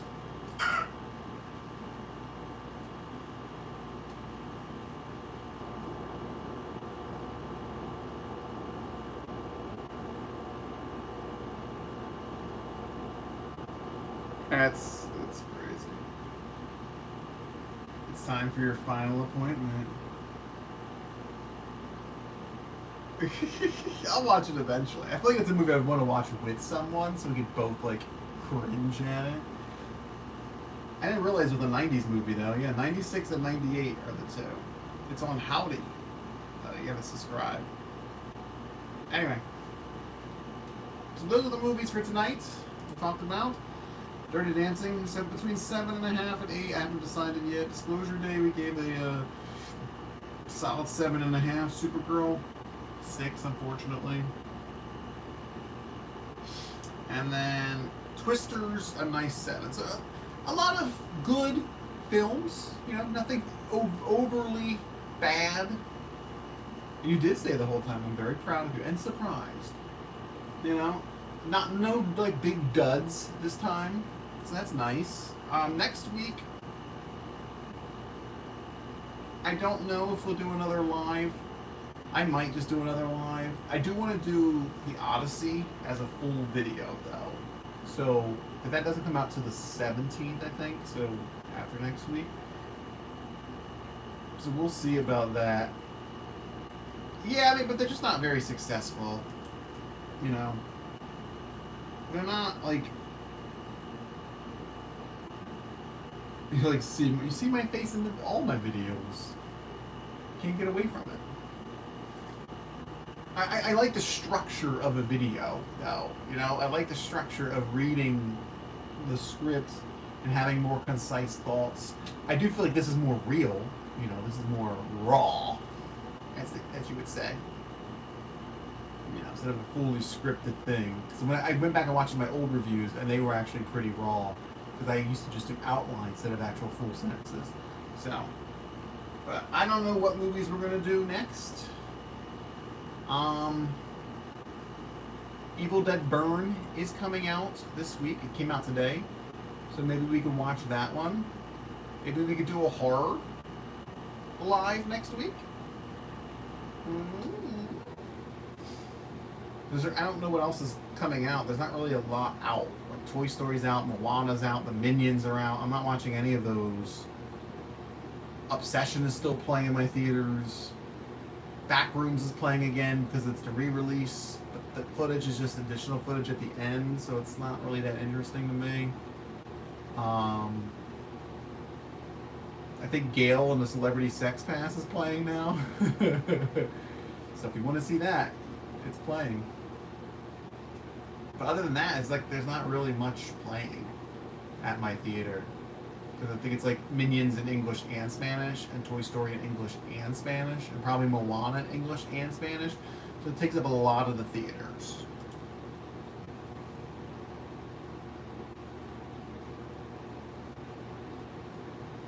Yeah.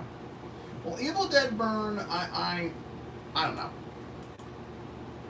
I'm not like excited about it, but I think it'll be fine. It's gonna be a mess. Like I hate when they in the trailer when they zoom in on the dishwasher. Like you don't need to zoom in a dishwasher. Like, I want more subtlety in the horror movie than that. Like here's the dishwasher full of silverware and knives and forks. It's like we get it. I don't think you have to zoom in on it to let me know that something's going to happen to that later on. So I've heard it's very gruesome. So, but then I can watch The Dentist. And maybe like talk to me and I could watch Pearl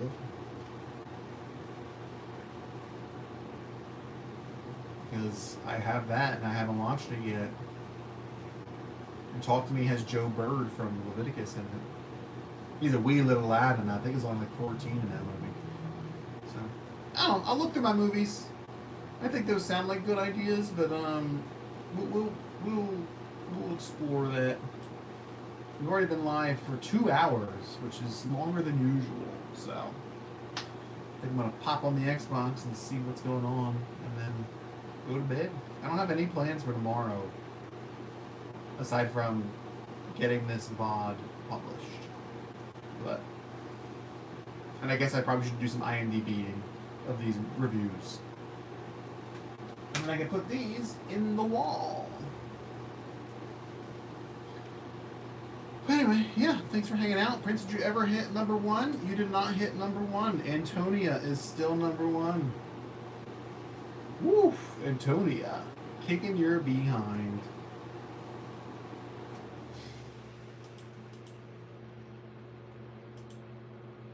I don't know. I don't know how it works.